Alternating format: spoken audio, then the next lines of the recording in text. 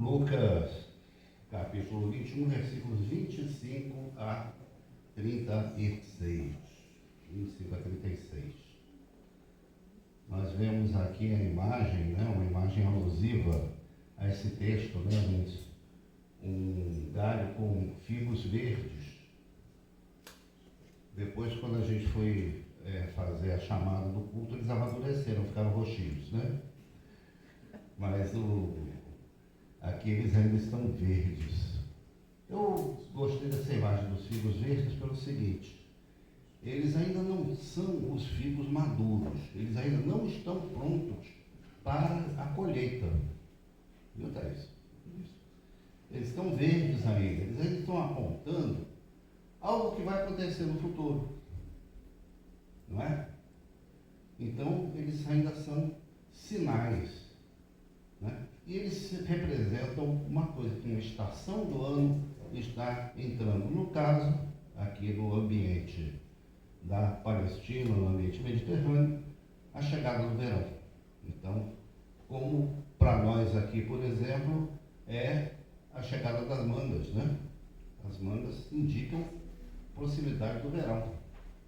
Agora, dezembro, e outras frutas também que entram no tempo agora, Então, essa figura Jesus utilizou para lembrar aos seus discípulos algumas coisas muito importantes. Ao longo do seu ministério, Jesus ensinou muitas coisas aos discípulos, Valores do reino de Deus, como se comportar, que atitude ter diante da realidade, diante do sofrimento das pessoas e tudo, como viver, etc. Mas aqui Jesus estava na sua última semana de vida. Ele estava já em Jerusalém, disposto a tudo, preparado para tudo que havia de acontecer. E aconteceram muitas coisas. A traição, a sua prisão, morte e ressurreição. É interessante nós refletirmos sobre um texto como esse nessa época de advento. Porque o que é o advento? É a espera alegre do nascimento de uma criança. Não existe momento mais pacífico, mais fofo, digamos assim, Quando o Ariel estava para nascer, a gente saía para ver roupa, umas coisinhas no quarto, pro berço, aquelas toalhinhas, aquela infinidade de coisas que a gente coloca no quarto da criança, especialmente o primeiro filho, Então a gente andava pela rua, a gente só via grávida, uma gestante ali, uma outra ali, então você tinha o olhar assim afiado para perceber coisas relacionadas à situação que você estava vivenciando na sua realidade, na sua casa, Não sei se isso acontece com as avós e os avós, Não existe a palavra, mas não sei se vocês passaram pelo mesmo processo, Mas quando é o primeiro filho, a gente fica naquela atenção assim e percebe tudo que está nas vitrines, direcionado para aquela criança que está para chegar, E aqui, de repente, nós nos defrontamos com um texto apocalíptico. Texto que fala do fim do mundo. Mas interessante, nessa época a gente vai refletir sobre isso, mas isso não acontece por acaso. É porque se o Natal foi essa preparação para a vinda do Filho de Deus, nós agora estamos vivendo um outro tempo e nós estamos vivendo digamos assim, um segundo Natal, porque nós estamos nos preparando para a segunda vinda do Filho de Deus, que vai ser muito diferente da primeira, que vai romper com tudo que existe de convencional nessa nossa espera. Então, o advento é um tempo para a gente lembrar que ele veio, mas que ele está pronto para voltar. Quando? Não, nós ainda não sabemos. Mas Jesus, então aqui, às vésperas de tudo aquilo que ele ia passar na Páscoa, ele muda o enfoque da sua conversa com os discípulos e começa a prepará-los para o que vai acontecer no futuro. Essa mensagem também era importante para a própria igreja primitiva, porque o Evangelho de Lucas ele foi escrito bem mais à frente, lá pelos 40, 50 anos depois da morte de Jesus, quando a igreja também estava, de certa forma, se acomodando com o seu modo de vida, ela tinha se expandido para muitas cidades do Império, ela tinha crescido, e aquela perspectiva da volta imediata do Senhor Jesus já não fazia tanto parte assim do cotidiano, da expectativa das pessoas. Isso, de certa forma, tinha arrefecido. Então, Lucas registra essas palavras de Jesus para chamar a atenção das pessoas, chamar a atenção dos novos discípulos de Jesus, que, olha, aquilo que ele falou não se perdeu não, está valendo. Está valendo. Existe um processo em andamento, e esse processo é o retorno de Jesus Cristo. Jesus já tinha, aqui nessa altura do capítulo 21, avisado os discípulos que aquele maravilhoso templo de Jerusalém tinha acabado de ficar pronto depois de uma obra muito prolongada, né, aquelas obras públicas assim intermináveis. Depois de 46 anos de obras, finalmente ele tinha ficado pronto, estava lá belíssimo, e os discípulos se admiravam daquela construção.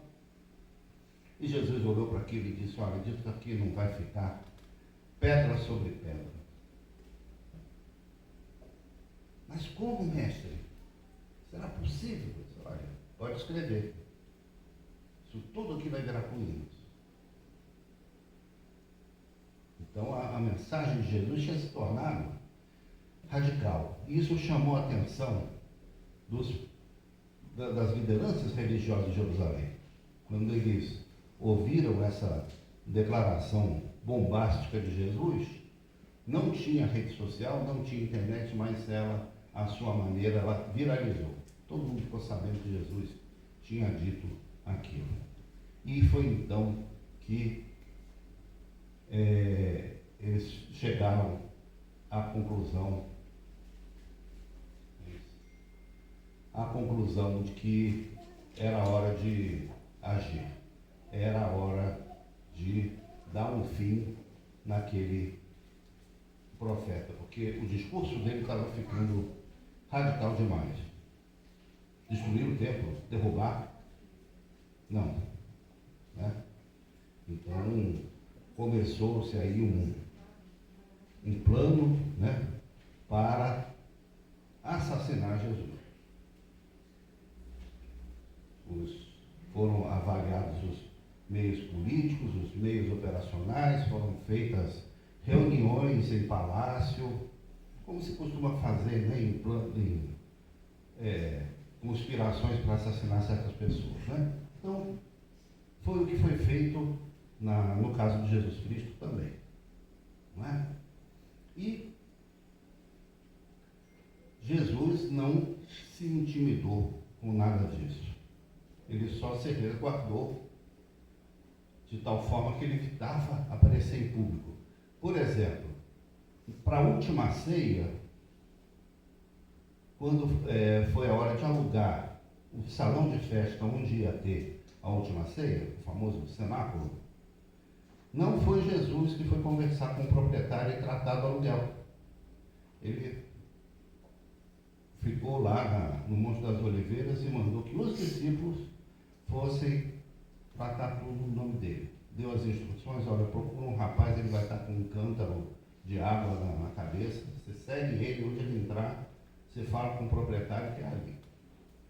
Jesus mesmo não foi pessoalmente, evitou se expor. Não era hora, né, dele se expor. Então, ele tomou certos cuidados, mas ele não deixou de falar com os discípulos aquilo que precisava ser falado. E aí, então, ele fala, né, de sinais no sol, na lua, nas estrelas sobre a terra, angústias entre as nações, perplexidade por causa do bramido do mar e das ondas. Haverá homens que desmaiarão de terror pela expectativa das coisas que sobrevirão ao mundo, pois os poderes dos céus serão abalados. Então se verá o Filho do Homem vindo numa nuvem com poder e grande glória. Ora, ao começarem essas coisas a suceder, exultai e erguei a vossa cabeça, porque a vossa redenção se aproxima. E é muito interessante que ele fala, então, desses acontecimentos, que ele pode definir como o fim do mundo, não como um acontecimento aterrorizante para nós, não como uma coisa pela qual a gente deva temer, mas pelo contrário, como um acontecimento glorioso, como uma redenção, como uma libertação. Essa é a nossa atitude diante dos acontecimentos que vão preceder a volta de Jesus. Algumas dessas coisas, inclusive, aconteceram já na época, né, depois da morte de Jesus, quando da guerra a guerra judaica contra os romanos, que teve proporções apocalípticas para Jerusalém, que terminou com a destruição do templo, e não só do templo, como de toda a cidade. Não é? Mas ele aponta para algo no futuro. Ele aponta para algo no futuro. E ele diz, né? Vede a figueira e todas as árvores, quando começam a brotar, vendo, sabeis, pois vós mesmos, que o verão está próximo. Assim também, quando virdes acontecerem essas coisas, sabei que está próximo o reino de Deus. Essa é, então, a nossa esperança, a instauração definitiva, gloriosa do reino de Deus. Essa é disso que a gente está aguardando, é isso que a gente está esperando que aconteça. A chegada definitiva do reino de Deus. Porque nós já fazemos parte desse reino. Nós já fazemos parte desse reino. E nós servimos como sinal do reino. Se nós temos realmente o Evangelho como nosso horizonte de vida, como nosso padrão de conduta, dos nossos valores, nós também somos sinais do reino de Deus. Né? E, então, o que Jesus nos recomenda em todos os tempos, em todas as épocas, é que nós estejamos atentos para perceber que ao longo da nossa vida nós não temos só o dever, nós não nos realizamos simplesmente na construção de um nome, de um patrimônio, né, de um certo acúmulo de bens para que os nossos descendentes possam desfrutar. Esse é o grande objetivo, né, da maioria das pessoas. Não é? Ter sucesso na vida significa ter bens para si e depois, quando for embora, esses bens poderem ser fartamente distribuídos entre os seus herdeiros e construir um nome de família, uma marca, um legado, alguma coisa assim. Os artistas já gostam de deixar não apenas isso, mas uma obra, uma canção, uma construção, um quadro, uma obra de arte, alguma coisa que eternize o seu nome. Tudo isso é muito bonito, tudo isso é bom. Né? Eu espero que as minhas canções continuem a ser cantadas. Né? Espero sim. Mas a minha vida não se esgota nisso. E nem se esgota no patrimônio que eu possa eventualmente acumular ou deixar de herança. Nós somos chamados a, ao longo da nossa vida, deixarmos para as pessoas sinais do reino de Deus. Se aquela pessoa é ou foi um sinal da presença do reino de Deus em nosso meio. E não precisa ser uma liderança religiosa, não precisa nem ser um pastor, nem ser, não. Com a nossa atitude, com a nossa vida, com a marca que a gente deixa na vida de outras pessoas, mesmo num ambiente assim muito limitado, se nós pudermos deixar isso como marca, nossa vida já está se realizando dentro dos valores do reino de Deus.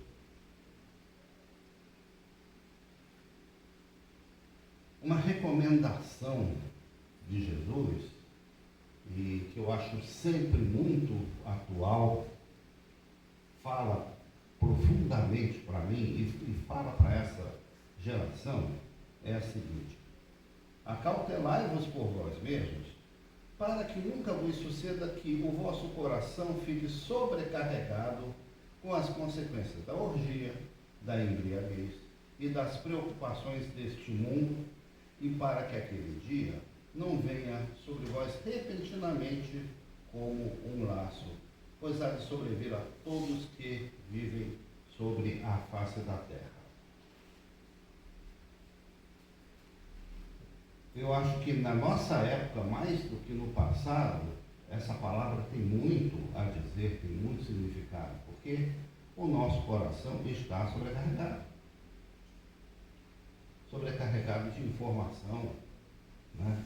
Você senta na frente do computador, né? E aí você começa a receber notícias online, né? Notícias importantes, guerras que estão estourando, negociações, decisões políticas e outras que não têm lá muita utilidade, né? Separação de um determinado jogador de futebol, né? Alguma frase infeliz que alguém postou numa rede social que está viralizando e que as pessoas estão reagindo, não é? E aniversário do cachorrinho de uma determinada pessoa, né? Tudo isso sobrevém sobre nós, assim, e às vezes fica difícil da gente selecionar. Quando a gente vê, a gente já está clicando no aniversário do cachorrinho. Não que a gente esteja, né, interessado, mas porque a gente acha tão absurdo, né? Gastou 2 milhões de dólares lá no aniversário do cachorrinho. Gente, que isso? Aí, tá, vamos lá. E estamos dando audiência, né? Estamos dando clique lá para a notícia, não é? E por aí fala, sem falar das próprias demandas da vida, né? Antigamente, uma família simples, de, sei lá, classe média baixa, né? Chegava nessa época de Natal, assim, ia numa loja de fazendas, lembra dessa palavra? Aqueles cortes de pano, né? Têxteis, né? Era assim. Comprava lá tantos metros lá de fazenda, chamava uma modista ou uma costureira, né? E pegava as medidas das 5 crianças, ou 6, né? A média das famílias brasileiras, e fazia a roupa para todo mundo, e no dia de Natal estava todo mundo de roupa nova. Não é? Era desse jeito que funcionava, as coisas eram muito mais simples, né? Hoje, para você ir no shopping comprar roupa nova para todo mundo, imagina, sendo que cada um tem o seu gosto, né? Não vai querer se vestir exatamente igual ao outro, não vai aceitar ficar todo mundo uniformizadinho com o mesmo pano, de jeito nenhum. As coisas eram mais simples, né? Hoje as demandas, a criação de um filho, né? Por isso que as famílias têm 1, 2 filhos só, isso é muito mais Isso é muito caro, muito mais caro do que era antigamente, né? Então, nosso coração fica sobrecarregado com as demandas dessa civilização que a gente está vivendo. Um pastor norte-americano, teólogo, pastoral, pessoa assim, grande escritor, chamado Eugene Peterson, já falecido, ele teve uma ideia que lhe deu muito aborrecimento. Ele fez uma paráfrase da Bíblia. O que é uma paráfrase? Existe tradução da Bíblia e existe paráfrase. A tradução, ela é feita a partir dos chamados textos originais, texto grego, texto hebraico, e normalmente não é feito por uma pessoa só. É feito por uma equipe de especialistas. Então, um trabalho assim, editorial, né, muito de monta, né? O Eugene Peterson, ele quis fazer o seguinte: ele quis pegar os textos bíblicos e colocar numa linguagem quase que interpretativa, mas que fosse acessível às pessoas para entender o sentido do texto. Então não era uma tradução, uma paráfrase do texto bíblico. Claro que os especialistas caíram dizendo: não, isso aí não é Bíblia, isso aí é uma heresia, o que está escrevendo não é o que está no texto bíblico e tal, parará. Foi um auê. Ele quase pediu desculpa de ter feito a Bíblia aqui, mas ela é muito boa, chama-se A Mensagem. Se tiver oportunidade de ler ou de adquirir, vale a pena. A Mensagem de Eugene Peterson, uma paráfrase da Bíblia. E justamente sobre esse texto de Lucas 21, o texto da Mensagem diz o seguinte: fiquem atentos, não permitem que a esperança de vocês se perca na roda viva de festas, bebidas e compras. Senão, aquele dia pegará vocês de surpresa como uma armadilha, pois virá para todos em toda parte e de uma vez. Por isso, não durmam no ponto. Orem sempre a fim de terem força e sabedoria para encarar a situação e permaneçam firmes na presença do Filho do Homem. Mais fácil, né, para entender o texto bíblico dessa forma, né? No original bíblico não está escrito não durmam num ponto, mas essa é a mensagem de Jesus para os seus discípulos de todos os tempos, de todas as épocas, né? Então, especialmente nesse período de Natal, onde acontece justamente essa correria das compras, né, das festas e das bebedeiras, não é? Institucional. Eu acho que essa mensagem do Evangelho cai como uma luva para nós, para todos, não é? Para a gente ter exatamente a noção, a ideia, a percepção de que a volta de Jesus se aproxima e que se ele veio uma vez, ele virá uma segunda vez. E nós estamos vivendo então esse, digamos assim, segundo advento, que é este tempo nosso, é o tempo do fim.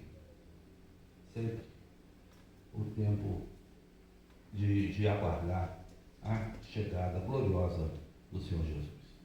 Amém? Amém.